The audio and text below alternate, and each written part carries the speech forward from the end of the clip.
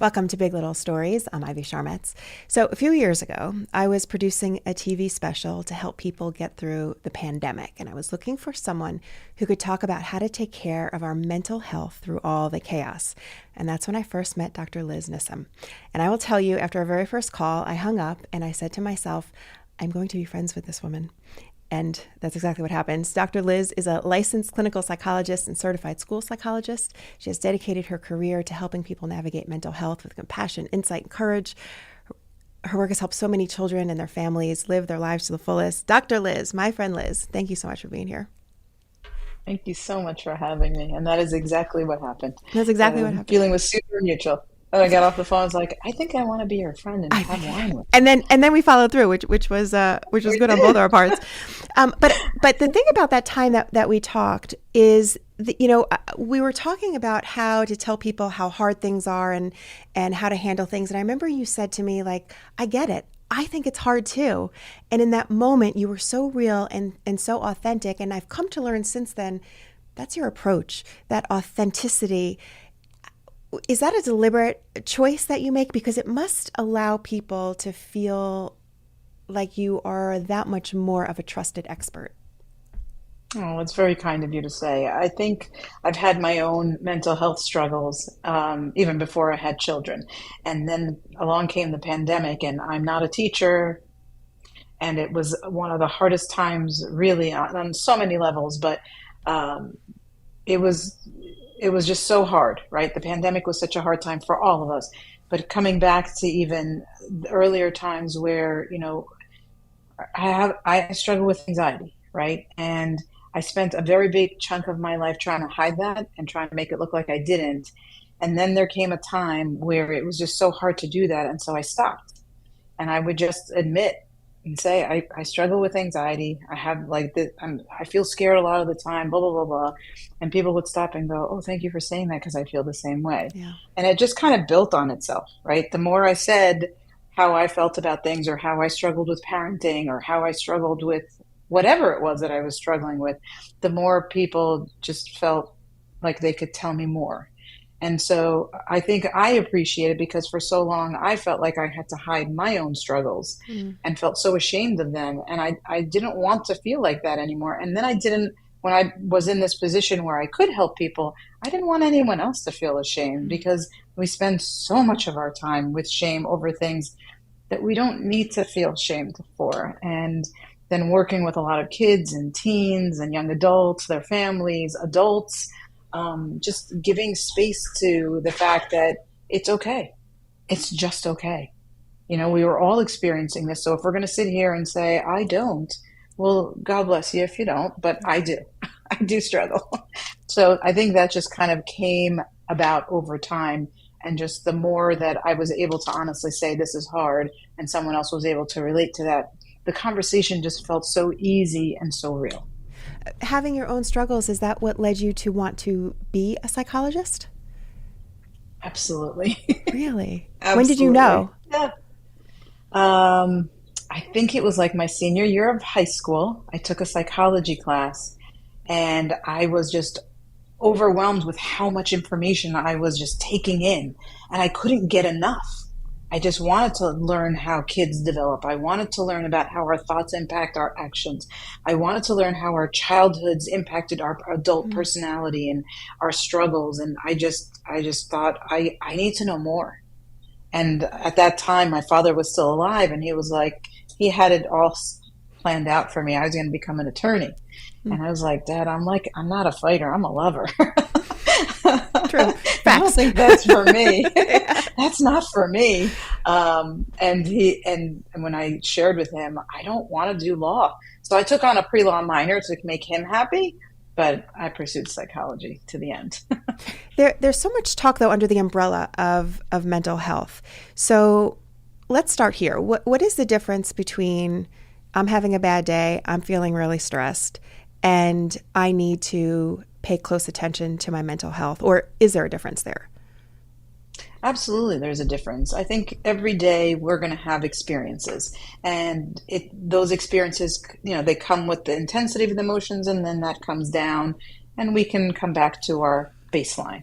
But when it becomes more of a mental health issue is when there's the consistency and the persistence of whatever you're feeling, whether it's the anxiety or the sadness, or and then it impacts the ability to function.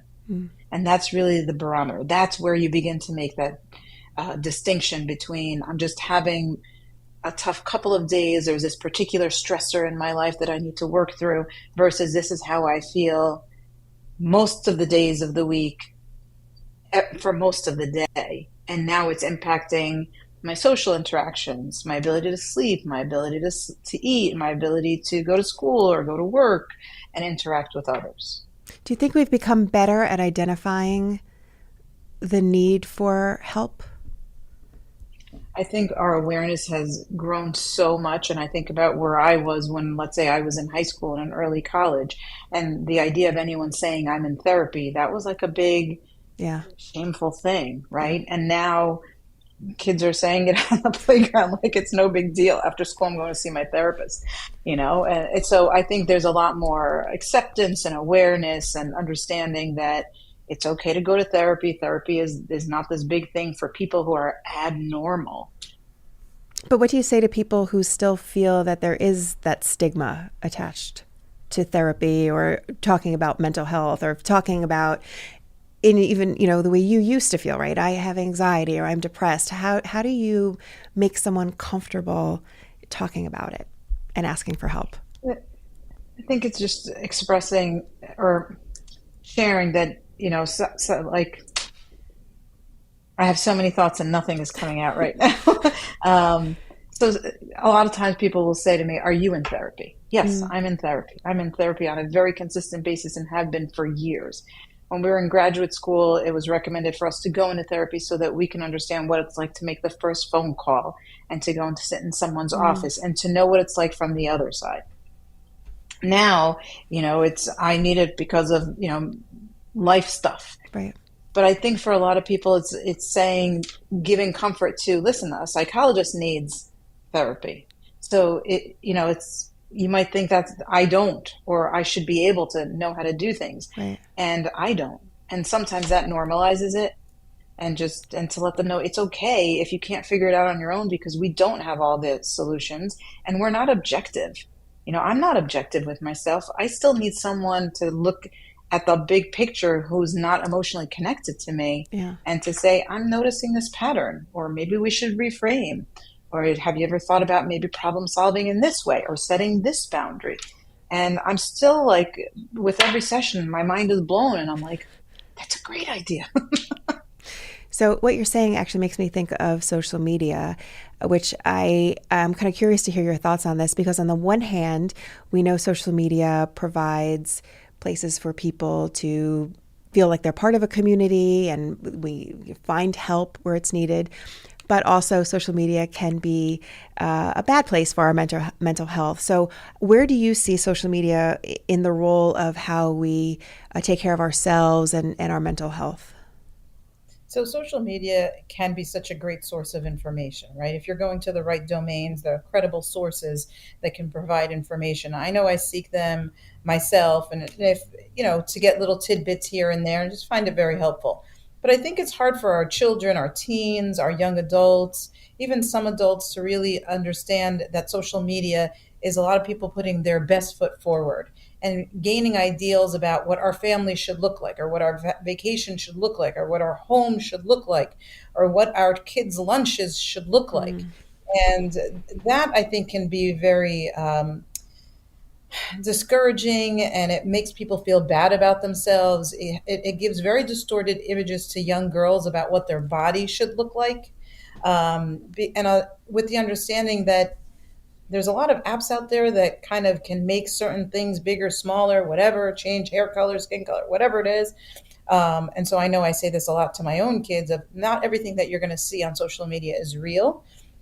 And even what your friends are presenting, I've just watching my kids in different social interactions. I've watched certain people come together, take a photo, they put it on social media, and it looks like something that it wasn't. Like Mm. it was just 3 minutes in time of posing for a picture and then posting it in a way that gives a totally different message and image. So really understanding that on social media, people put their best foot forward. They're not presenting their struggles. They're not presenting their, messy house or their disorganized desk or their missed deadlines. People aren't presenting on that. They're not showing you what that really looks like. And so when people do actually present on that and they're real and authentic, coming back to that piece, is when you're like, thank you. That isn't because my Right. kitchen does not look like something that came out of a magazine. My kitchen looks lived in. So, is there an age that you think is the right age for kids to get exposure to social media or get accounts? So once our kids going to middle school, a lot of them will start making their own plans. And I just know for my own kids, they came in contact with many more kids from other elementary schools in the middle school. So I didn't know who those parents were like I did in the elementary school. So my kids started making their own plans. And I noticed that if they didn't have a phone, they were missing out on those.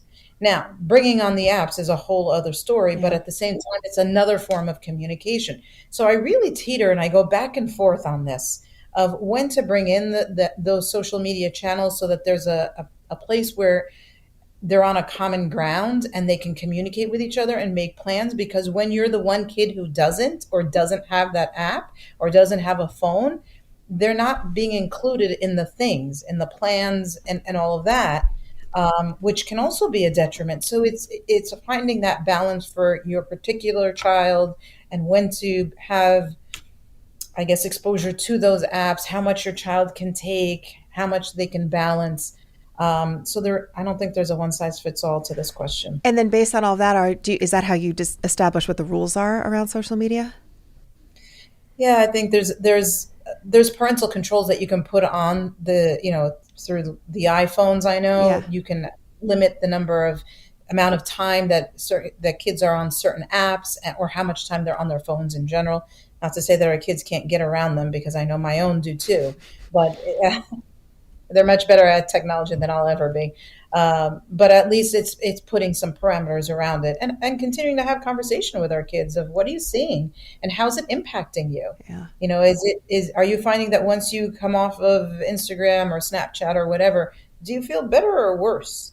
Is it like a source of entertainment and decompressing? Are you going and learning something? Or is it making you feel worse about yourself when you disconnect? And it's, I think those questions, just having constant engagement with your kids with these questions. I always say my favorite place to have these conversations are in the car because you're not looking at each other. And the Yeah. conversations happen with a little bit more fluidity and Uh, there's a little bit more honesty. But it's just constant conversation, little snippets, because teenagers, especially from middle school up, they're just a joy overall. So they'll give you like maybe a 2 minute window and then you're done. So you try to get as much out of them out of that point. So just constant engagement, constant questioning, letting trying to be a part of their world and their interests. I think is a good way to keep tabs on how social media is impacting. yeah. We have a lot more to talk about. We're going to take a very quick break, and when we come back, we'll have more with Dr. Liz. Right up, back in a second.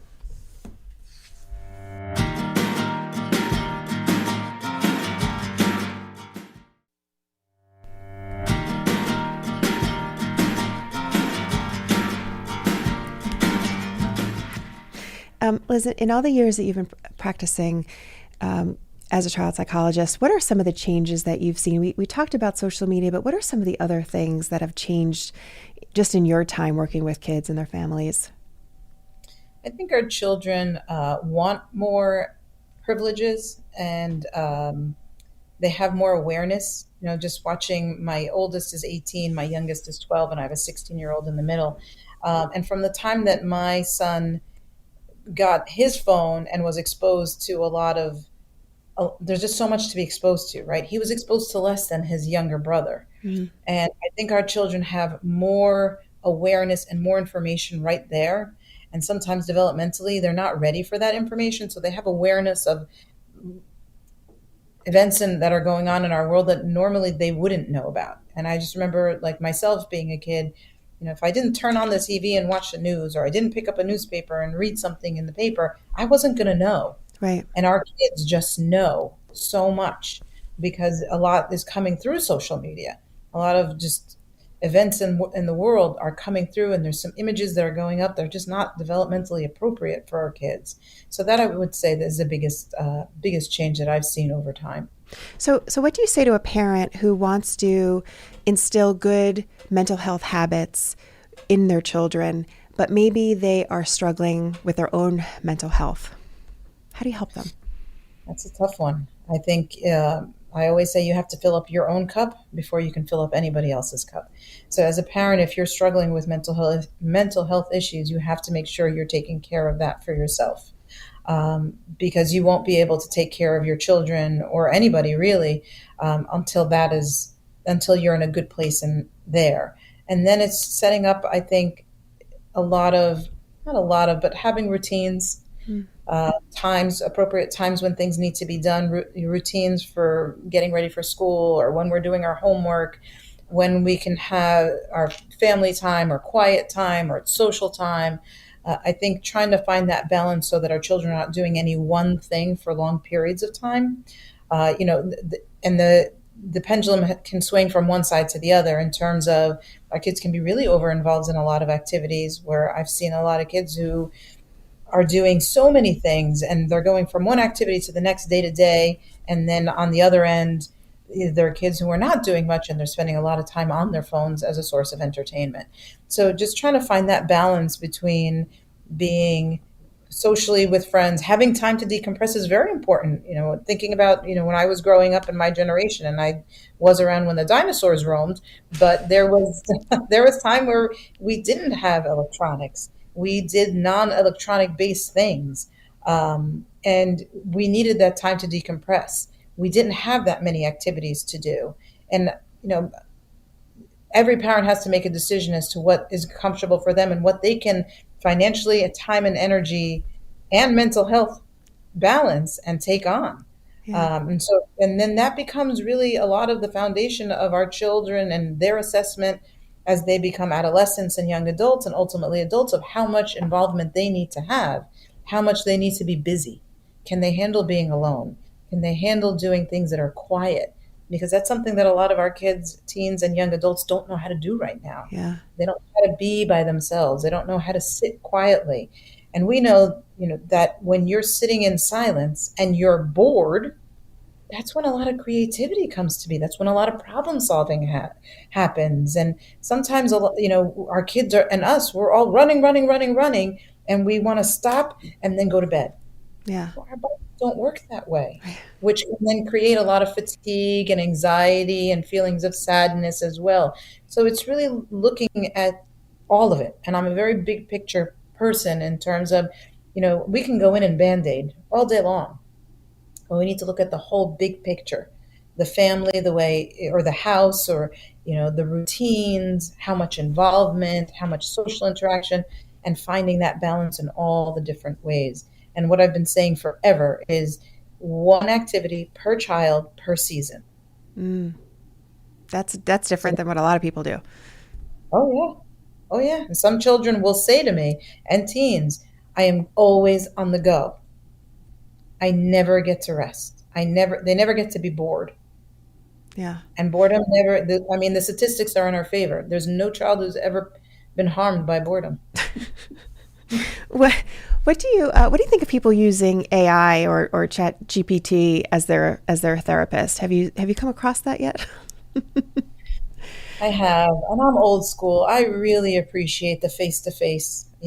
Virtual has become a thing, and I think it's fine for adults, young adults, and adults. It works fine for people trying to fit it into their schedule.